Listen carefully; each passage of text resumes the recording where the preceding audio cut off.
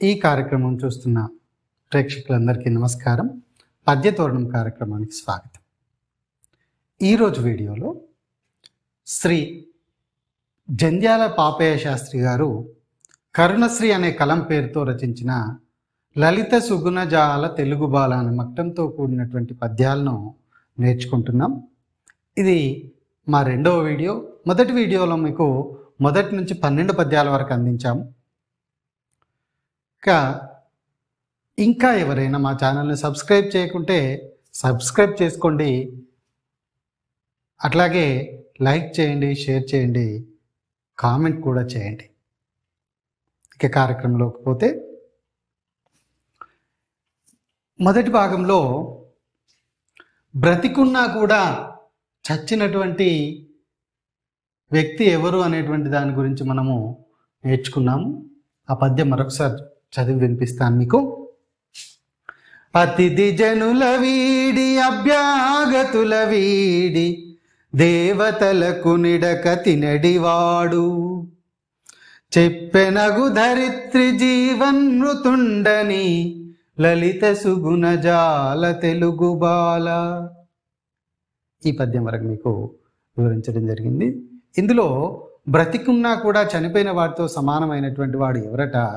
అతిథి జనుల వీడి అభ్యాగతుల వీడి దేవతలకు నిడక తినడివాడు. అంటే దేవతలకు పెట్టకుండా, అర్జించినటువంటి వారికి పెట్టకుండా, మన ఇంటికి అతిథిగా వచ్చినటువంటి వాళ్ళకు పెట్టకుండా తినేటువంటి వాడిని జీవన్మృతుండు అంటాం. అంటే జీవించి ఉన్నా కూడా చనిపోయినటువంటి వాడితో సమానంగా లెక్కించడం జరిగింది. ఇక ఈరోజు పద్యంలో చనిపోయినా కూడా జీవించి ఉండేటువంటి వారు ఎవరు అనేటువంటి భావం కలిగినటువంటి పద్యాన్ని ఈరోజు నేర్చుకుందాం మనం. ఇక 13వ పద్యము. జనుల కొరకు ధర్మశాలలు గట్టించి బీద సాధనెంతో యాదరించి పేరుగన్న కర్మవీరుడే మృతజీవి లలిత సుగుణజాల తెలుగు బాల. పద్యం మరొకసారి. జనుల కొరకు ధర్మశాలలు గట్టించి బీద సాధనెంతో యాదరించి పేరుగన్న కర్మవీరుడే మృతజీవి లలిత సుగుణజాల తెలుగు బాల. ఓ మంచి తెలుగు విద్యార్థి, మంచి గుణములు కలిగిన ఓ తెలుగు విద్యార్థి విను. మృతజీవి అంటే చనిపోయినా కూడా జీవించేటువంటి వ్యక్తి ఎవరు అంటే జనుల కొరకు ధర్మశాలలు గట్టించి, జనం కోసము అనేకమైనటువంటి సత్రాలు కట్టించినటువంటి వ్యక్తి, బీద సాధలను ఎంతో, బీదవారిని ఎంతో ఆదుకున్నటువంటి వ్యక్తిని మనము కర్మవీరుడు, అతడే మృతజీవి అంటాం. చనిపోయినప్పటికీ కూడా జీవించి ఉన్న వ్యక్తితో పోలుస్తూ ఉంటాం. చూడండి, అందుకే మనము అప్పటి నుంచి కూడా అశోకుడు చెట్లు నాటించను, అశోకుడు బావులు తవ్వించను అనేటువంటి పద్యం వింటూ ఉంటాం. సాంఘిక శాస్త్రం చదువుతూ ఉంటే అశోకుడు రోడ్డుకి ఇరువైపులా చెట్లు నాటించను, సత్రాలు కట్టించను, బావులు తవ్వించను, ఇట్లాంటి అనేకమైనటువంటి పదాలను వింటూ ఉంటాం. ఎందుకంటే అతడు ఎప్పుడో చనిపోయాడు, కానీ అతని గురించి చదువుకుంటూ ఉంటాం. అట్లాగే గొప్పవారి గురించి మనము వాళ్ళు చేసినటువంటి మంచి పనుల గురించి ఎప్పుడూ కూడా చర్చించుకుంటాము. కాబట్టి ప్రతి వారికి కూడా మంచి చేయడానికి ప్రయత్నం చేద్దాం. ఇక 14వ పద్యము చదువు రానటువంటి వాళ్ళ గురించి ఇక్కడ మనకు చెప్తా ఉన్నాడు. హంసలందు బకము హాస్యాస్పదం బగు మనుల గాజు పూస గనుతి గనదు చదువు రాని మొద్దు సబల రానింపడు లలిత సుగుణజాల తెలుగు బాల. పద్యం మరొకసారి. హంసలందు బకము హాస్యాస్పదం బగు మనుల గాజు పూస గనుతి గనదు చదువు రాని మొద్దు సబల రానింపడు లలిత సుగుణజాల తెలుగు బాల. చక్కని గుణాలు కలిగినటువంటి ఓ తెలుగు విద్యార్థి, హంసలలో భకము హాస్యాస్పదం నవ్వుల పాలవుతుంది. ఎందుకు అంటే చూడ్డానికి రెండు తెల్లగానే కనిపిస్తూ ఉండవచ్చు. ఉప్పు కప్పు రంబునొక పోలిక నుండు చూడ చూడ రుచులు జాడవేరు. అట్లాగే ఇక్కడ హంస బకం, బకము అంటే కొంగ. మరి కొంగకు హంసకు కలర్లో అంటే రంగులో ఒకే విధంగా ఉన్నప్పటికీ కూడా లక్షణాల పరంగా చాలా వ్యత్యాసం ఉంటుంది. హంసలు పాలను నీటిని వేరు చేసేటువంటి మంచి లక్షణాలను కలిగి ఉంటాయి. అంటే హంసతో పోలుస్తున్నాడు అంటే చక్కని గుణాలను కలిగినటువంటి వాడు అని అర్థం అక్కడ. కాబట్టి ఇక్కడ హంసలలో కొంగ అనేటువంటిది హాస్యాస్పదం, నవ్వుల పాలవుతుంది. ఇంకేమంటున్నాడు? మనులగాజు పూసగనుతి గనదు. మనులలో అంటే రత్నాలు వజ్రాలలో చిన్న గాజు ముక్కలు లెక్కలోకి రావు. గనుతి అంటే గణించడం, అంటే లెక్కించడం, అంటే లెక్కలోకి తీసుకోబడదు ఆ గాజు ముక్కల్ని. ఎందుకని? దాని అంత విలువ చేయనటువంటివి. అట్లాగే చదువురాని మొద్దు సబల రానింపడు.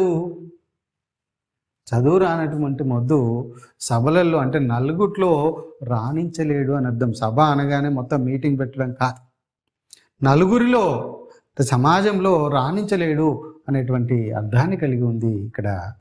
కాబట్టి మిత్రులారా, చక్కగా చదువుకోండి, పిల్లలకి చదువు చక్కగా నేర్పించండి. ఇక మరో పద్యము 15వది.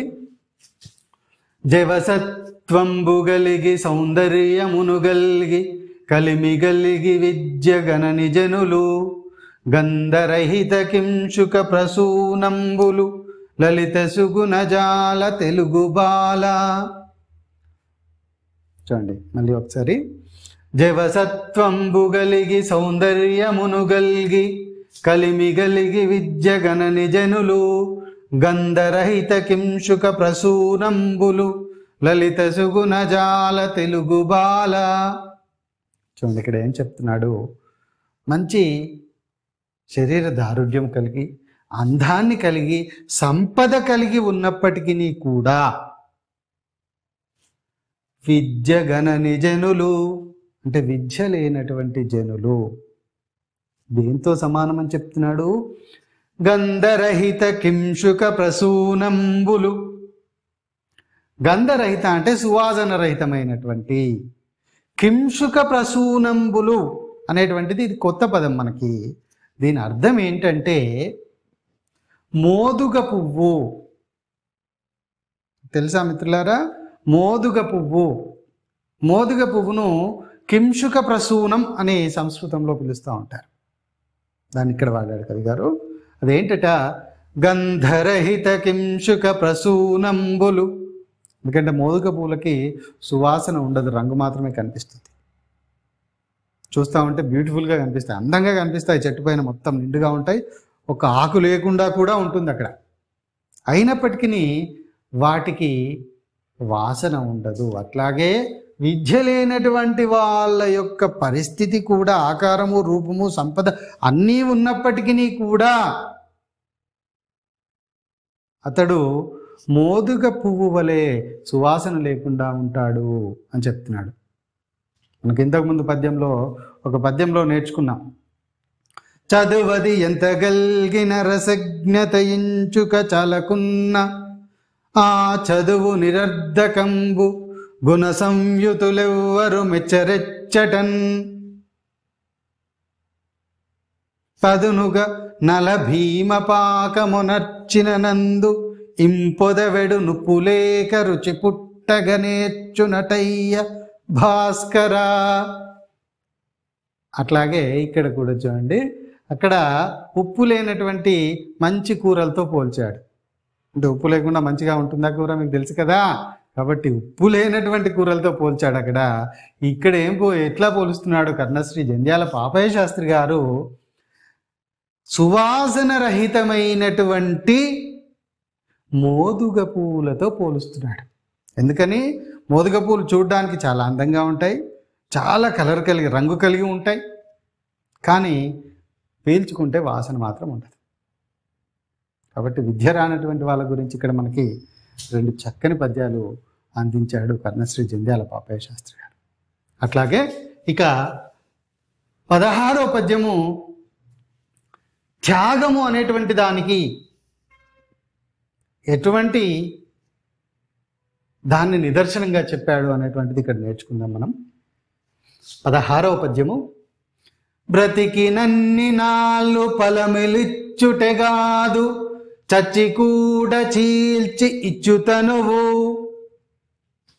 త్యాగ భావమునకు తరువులే గురువులు లలిత సుగుణజాల తెలుగు బాల.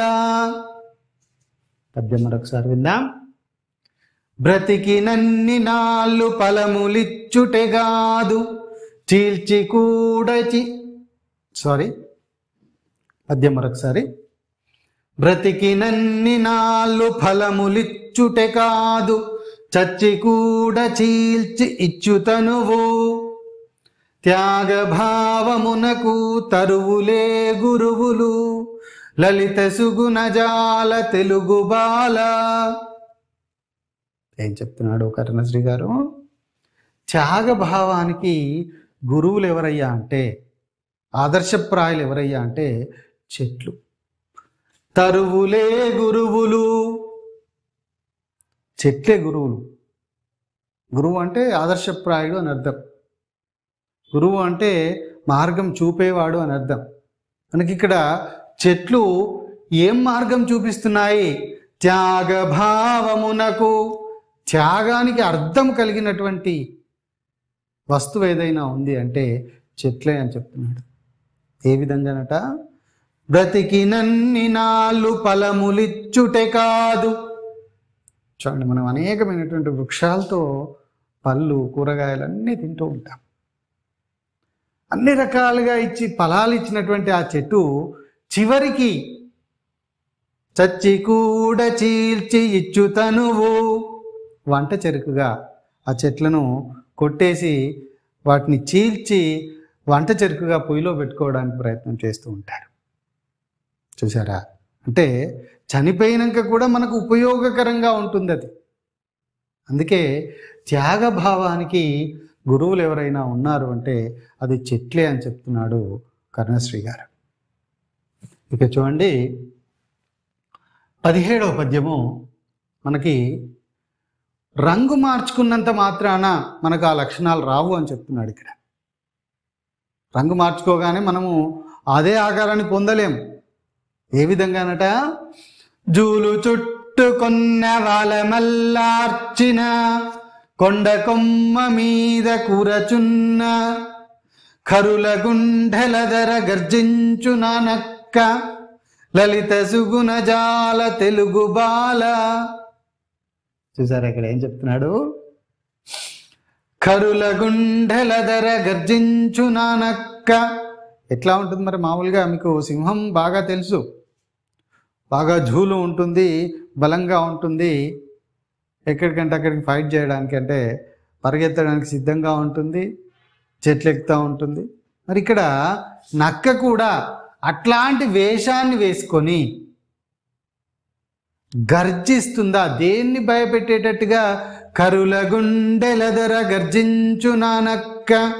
కరము అంటే ఏనుగు, కరము అంటే చేయి. నాకు ఇక్కడ చేయిని భయపెట్టడానికి ఏమీ లేదు కనుక ఏనుగులు అనేటువంటి పదాన్ని తీసుకోవాలి ఇక్కడ. కాబట్టి కరుల గుండెలదర గర్జించునా నక్క. ఎంత వేషం మార్చుకొని తన జూల్లాగా పెట్టుకొని చిటారు కొమ్మల కూర్చుండి అరిస్తే అది నక్కలాగా ఊల పెడుతుందే కానీ సింహంలాగా గాండ్రించలేదు కదా. రే, ఏనుగులు భయపడేటట్టుగా గర్జించడం అంటే అది మామూలు విషయం కాదు, చాలా దమ్ము ఉండాలి. మరి అట్లాంటి దమ్ము నక్కకి ఎక్కడ ఉంటుంది? ఉండదు కదా. కాబట్టి నక్క వేషం మార్చుకున్నంత మాత్రాన ఏనుగుల మందను, ఏనుగులను భయపెట్టేంత శక్తి లేదు. కాబట్టి రంగు మార్చుకోగానే మనము అదే రకంగా మారలేము అని చెప్తున్నాడు. ఇక 18వ పద్యం మనకు ఎవరితో స్నేహం చేయాలి, ఎవరితో చేయకూడదు, మైత్రి అనేటువంటిది ఎలా ఉండాలి అనేటువంటి దాన్ని వివరిస్తూ ఉన్నాడు ఇక్కడ. చెడ్డవాని మైత్రి ఏ విధంగా ఉంటుందో ముందుగా నేర్చుకుందాం, తర్వాత మంచివాడి మైత్రి ఎలా ఉంటుందో చెప్తా. చూడండి ఇక్కడ, తగిలినంత మేర దహించుకొని పోవు చెడ్డవోని చెలిమి చిచ్చువోలే, మంచివాని మైత్రి మలయ మారుత వీచి లలిత సుగుణ జాల తెలుగు బాల.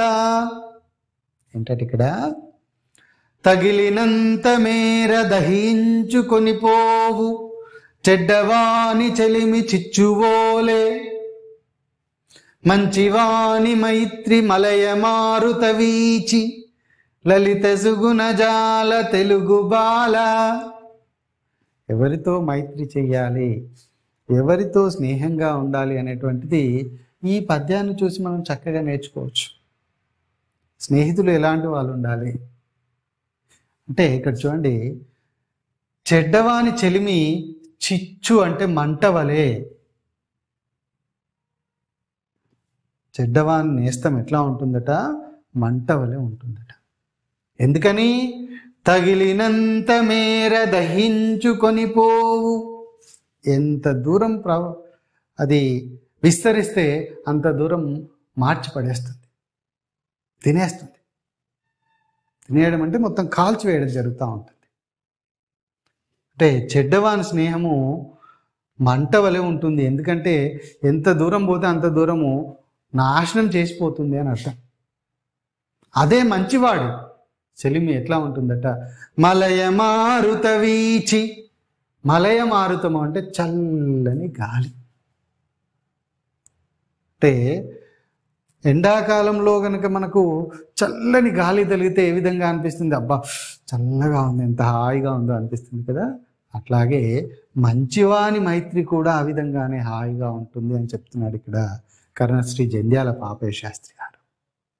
కాబట్టి మిత్రులారా, మనము ఎవరితో స్నేహం చేయాలి అనేటువంటి దాన్ని నిర్ణయించుకోవాల్సింది మనమే. మంచివాడా చెడ్డవాడా అనేటువంటి దాన్ని నిర్ణయించుకోవాల్సింది మనమే.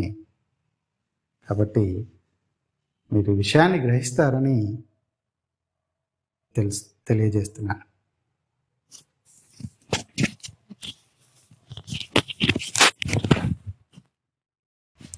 పంతొమ్మిదవ పద్యము. అది పయోది దోషమడుగున మనులిడి తృణగణమ్ము తల ధరించుటనిన మనుల విలువ పోదు తృణముల కదిరాదు లలిత సుగుణ జాల తెలుగు బాల. పద్యం మరొకసారి. అది పయోది దోషమడుగున మనులిడి తృణమ్ముల తల ధరించుటనిన మనుల విలువ పోదు తృణముల కదిరాదు లలిత సుగుణ జాల తెలుగు బాల. చూసారా, మనకి మనులు ఎక్కడ దొరుకుతాయి అంటే సముద్రపు అడుగు భాగాన దొరుకుతూ ఉంటాయి. మరి అడుగు భాగంలో, సముద్రం అడుగు భాగంలో కనుక మనులు ఉంటే దానిపైన అంతా కూడా నాచు, రకరకాలైనటువంటి గడ్డి మొదలైనటువంటిది ఉంటుంది. అయినప్పటికీ కూడా ఆ యొక్క మనులకు ఉన్నటువంటి ప్రాధాన్యత అటువంటి గడ్డికి రాదు కదా. కాబట్టి మనుల విలువ పోదు, ఆ గడ్డికి విలువ రాదు. ఎందుకంటే దేని విలువ దాందే అని చెప్తున్నాడు కర్ణశ్రీ గారు. ఇక మరో పద్యము, 20వ పద్యము. ఫణిని మట్టు పెట్టి బాలుగా పాడిన ముంగి జంపెనొక్క మూర్ఖురాలు మందమతులకెప్పుడు ముందు చూపుండదు లలిత సుగుణ జాల తెలుగు బాల. పద్యం మరొకసారి విందాం. ఫణిని మట్టు పెట్టి బాలుగా పాడిన ముంగి జంపెనొక్క మూర్ఖురాలు మందమతులకెప్పుడు ముందు చూపుండదు లలిత సుగుణ జాల తెలుగు బాల. మిత్రులారా, ఫణి అంటే పాము. పామును చంపి బాలుని కాపాడినటువంటి ముంగీసను చంపినటువంటి ఒక మూర్ఖురాలు అని చెప్తున్నాడు. ఇది చాలామంది విని ఉంటారు, కానీ మరి ఒకసారి మీకోసము ఆ కథను వివరిస్తాను. ఒక ఇంట్లో ఒక ఆవిడ ఒక ముంగీసను పెంచుకుంటుంది. ఆవిడకి ఒక చిన్న బాబు. అయితే పని నిమిత్తము, అంటే వంట చేయడం కోసము నీటిని తీసుకురావడానికి ఆవిడ నదికి వెళ్తుంది, ఆ బాబుని ఊయల్లో పడుకోబెట్టి. పాపము అదే సమయంలో ఎటువైపు నుంచో ఒక పాము ఇంట్లోకి చొరబడింది. ఆ చొరబడినటువంటి పామును చూసినటువంటి ముంగీస, ఎందుకంటే పాముకు ముంగీసకు శత్రుత్వం ఎక్కువ కాబట్టి ఆ పామును చూసినటువంటి ముంగీస బాలుని ఏమైనా చేస్తుందేమో అని. ఎందుకంటే ఇక్కడ చూడండి, ఆ ముంగీసను ప్రేమతో పెంచుకుంటుంది ఆ ఇంటి ఆవిడ. ఆ ఇంటి ఆవిడ పెంచుకున్నటువంటి ఆ ప్రేమను తను వ్యక్తపరిచేటువంటి సమయం వచ్చింది. కాబట్టి ఇప్పుడు ఆ బాలుని కనుక ఆ పాము చూస్తే చంపేస్తుంది. ఆ తొట్ల వైపు ఆ పాము రావడం చూసినటువంటి ముంగీస దాంతో హోరాహోరీగా పోరాడింది. అలా పోరాడుతూ చివరికి దాన్ని చీల్చివేసింది. ఇలా చీల్చివేసినప్పుడు నోటితో కొరకడం వల్ల ఆ పాముకు ఉన్నటువంటి రక్తం ఏదైతే ఉంటుందో అదంతా కూడా నోరుకు అంటింది. ఆవిడ ఆ నది నుంచి నీళ్లు తీసుకొని వస్తూ ఉన్నటువంటి క్రమంలో గుమ్మం దగ్గర ఆ ముంగి కూర్చొని ఉంది. ఆ ముంగిని చూసేటప్పటికీ, ఆ మూతికి ఉన్నటువంటి ఆ రక్తాన్ని చూసేటప్పటికీ ఆమెకు కోపం కట్టలు తెంచుకొని వచ్చింది. ఎందుకంటే నా బాబునే చంపి తినేసింది ముంగీస అనేటువంటి ఒక అభిప్రాయానికి వచ్చింది. అలా వచ్చి మంచి చెడు తెలుసుకోకుండా, ఏమీ చూడకుండా దొరికినటువంటి ఆ కట్టె తీసుకొని ఆ ముంగిని చంపి చివరికి ఇంట్లోకి వెళ్ళింది. అలా ఇంట్లోకి వెళ్ళినటువంటి క్రమంలో బాలుడు చక్కగా ఆడుకుంటూ కనిపించాడు. ఆ యొక్క పాము యొక్క శవం, చనిపోయినటువంటి ఆ యొక్క కళేబరము ఆ ఇంట్లో పడి ఉంది. బయట ముంగీస కూడా చనిపోయింది. ఎందుకంటే ఈవిడ ఆ ముంగీసని చంపేసింది కాబట్టి. చూసారా, ఎంత ఆలోచన లేకుండా చేసేటువంటి పని వల్ల ఎంత అనర్థం జరుగుతుందో. కాబట్టి మిత్రులారా, ఏదైనా కానీ చూడగానే నిర్ణయానికి రాకూడదు. మంచి చెడు ఆలోచించి అది జరిగిందా జరగలేదా అనేటువంటి నిర్ణయం చేసి మనము దానిపైన ఒక నిర్ణయానికి వస్తే మంచి ఫలితాన్ని ఇస్తుంది. చూసారా, ఇక్కడ ముంగీసని చంపింది, ప్రాణప్రదంగా పెంచుకున్నటువంటి ఆ ముంగీసని చంపేసింది. పాపం ముంగీస ఈవిడకు సహాయం చేద్దామని ఉద్దేశం కొద్దీ పాముని చంపేస్తే చివరికి ఏం జరిగింది? కాబట్టి ఇలాగా జరుగుతూ ఉంటుంది. మందమతులు ఎప్పుడు కూడా ముందు చూపు ఉండదు అని చెప్తున్నాడు. అంటే మామూలుగా మనము ఇడియట్స్ అంటాం కదా, అట్లాంటి ఇడియట్స్ అన్నమాట. పద్యం మరొకసారి విందాం. పనిని మట్టుబెట్టి బాలుగా పాడిన ముంగి జంపెనొక్క మూర్ఖురాలు, మందమతులకెప్పుడు ముందు చూపుండదు, లలిత సుగుణజాల తెలుగు బాల. ఇక 21వ పద్యము. ఈ పద్యంలో మనకి మంచివారి స్నేహం వల్ల మనకు కూడా గౌరవం ఇస్తుంది, గౌరవం దక్కుతుంది అనేటువంటిది ఇక్కడ ఒక పోలిక ద్వారా చెప్పడం జరిగింది. ఏం చేశాడో, ఏ విధంగా చెప్పాడు చూద్దాం. సాధు సంగమమున సామాన్యుడును గూడ మంచి గుణములను గ్రహించుచుండు, పుష్ప సౌరభంబు పొందదాదారంబు, లలిత సుగుణజాల తెలుగు బాల. చూసారా, ఇక్కడ ఏం చెప్తా ఉన్నాడు? పద్యం మరొకసారి విందాం. సాధు సంగమమున సామాన్యుడును గూడ మంచి గుణములను గ్రహించుచుండు, పుష్ప సౌరభంబు పొందదాదారంబు లలిత సుగుణజాల తెలుగు బాల. ఏంటట, పుష్పాలతో దారం కూడా ఆ పుష్పాల యొక్క వాసనను పొందుతుంది కదా. ఏ విధంగా పొందుతుంది మరి? మంచివారి సాధు సంగమంలోతో ఉన్నటువంటి సామాన్యునికి కూడా అటువంటి మంచి గుణాలు వస్తాయి. ఆ సాధువులతో మంచివారితో స్నేహం చేయడం వల్ల అటువంటి మంచి గుణాలే వస్తాయి అని చెప్తున్నాడు ఇక్కడ. దానికి ఉదాహరణగా ఏం చెప్పాడు? పుష్పం యొక్క వాసనను పొందదా దారము అంటున్నాడు. పుష్పాలతో స్నేహం చేయడం వల్ల, ఎందుకంటే మాల తయారు చేయాలంటే దానికి దారం కావాలి.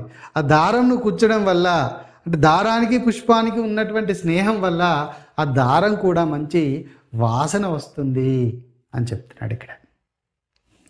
ఇక మరొకటి 22వ పద్యం మనకి ఎటువంటి వాళ్ళతో స్నేహం చేయాలి అనేటువంటిది ఇంతకుముందు పద్యాల్లో నేర్చుకున్నాము. ఇక మొత్తానికే స్నేహమే లేదు అని చెప్తున్నాడు కర్ణశ్రీ గారు. అదేంటో చూద్దాం. చూసారా? అడవిగాచువేల నగ్నికి సాయమై అట్టిగాలి దీపమార్పివేయు బీదపడిన వేళ లేదురా స్నేహంబు లలిత సుగుణజాల తెలుగు బాల. చూసారా? ప్రపంచంలో ఎక్కడా కూడా స్నేహం లేదు అంటున్నాడు. ఎందుకు స్నేహం లేదు? నువ్వు బలంగా ఉంటే నీ దగ్గర ఉంటాను, లేకపోతే నిన్ను చంపేస్తాను. అదెట్లా? మళ్ళీ ఒకసారి పద్యం విందాము. అడవిగాల్చు వేల నగ్నికి సాయమైనట్టి గాలి దీపమార్పివేయు బీదపడిన వేళ లేదురా స్నేహంబు లలిత సుగుణజాల తెలుగు బాల. చూసారా? స్నేహం మొత్తానికే లేదని చెప్తున్నాడు కర్ణశ్రీ గారు. ఎందుకని చెప్తున్నాడు మరి? అవకాశాన్ని బట్టి మలుచుకునేటువంటి మనుషులు ఉన్నటువంటి ఈ రోజులలో స్నేహం అనేటువంటి శాశ్వతం కాదు. అలా శాశ్వతం కాదు కాబట్టే ఈ ఉదాహరణ చెప్పాడేమో అనిపిస్తుంది. అంటే పెద్ద అడవులను కాల్చివేసేటువంటి సమయంలో అగ్నికి వాయువు తోడవుతుంది. అగ్నికి వాయువు తోడై ఆ అడవినంతా కూడా కాల్చివేస్తుంది. అడవిగాల్చు వేల తరి సఖ్యము జూపునా వాయుదేవుడు అనేటువంటి పద్యము భాస్కర శతకంలో కనిపిస్తుంది మనకి. అట్లాగే ఇక్కడ కూడా దీపమార్పివేయును బీదపడిన వేళ, దీపం కూడా అగ్గే కదండి. మరి అటువంటి సమయంలో దీపం చాలా చిన్నగా ఉంటుంది, ఒత్తివేసి అంటిస్తూ ఉంటాం. ఆ ఒత్తివేసి అంటించినటువంటి దీపాన్ని మనం ఇంట్లో పెట్టుకుంటే గాలి ఒక్క పెట్టును వచ్చేసి ఆర్పేస్తూ ఉంటుంది. మరి అదే గాలి కార్చిచ్చులాగా మారి కొన్ని వేల ఎకరాల అడవులను దహించి వేస్తూ ఉంటుంది. దానికి సహాయం ఎవరు ఉంటారు మరి? గాలి ఉంటుంది. అంటే అప్పుడేమో ఫ్రెండ్గా ఉంది, ఇక్కడేమో శత్రువుగా మారిపోయింది. మరి స్నేహం ఎక్కడుంది? ఇక్కడ స్నేహం లేదుగా. అందుకోసమే చెప్తున్నాడు ఇక్కడ స్నేహం అనేటువంటిది లేదు. మొత్తానికి స్నేహం లేదు. అవసరాల నిమిత్తం వాడుకోవడం తప్పితే ఇంకా మరేమీ లేదండి. నా అభిప్రాయం కాదండి, ఇక్కడ పద్యంలో ఉన్నటువంటి భావం అది. సారీ, నన్ను ఏమనుకోకూడదు. ఓకే, ఇక్కడ మరో పద్యము 23వది. మధుకరంబు వచ్చి మకరందమును ద్రావు. ఏం చెప్తున్నాడు?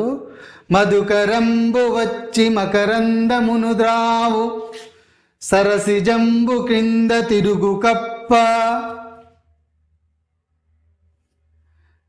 కాంచలేరు జడులు కావ్య సౌందర్యంబు లలిత సుగుణజాల తెలుగు బాల.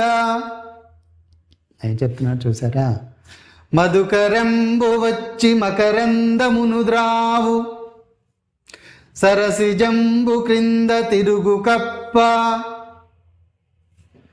కాంచలేరు జడులు కావ్య సౌందర్యంబు లలిత సుగుణజాల తెలుగు బాల.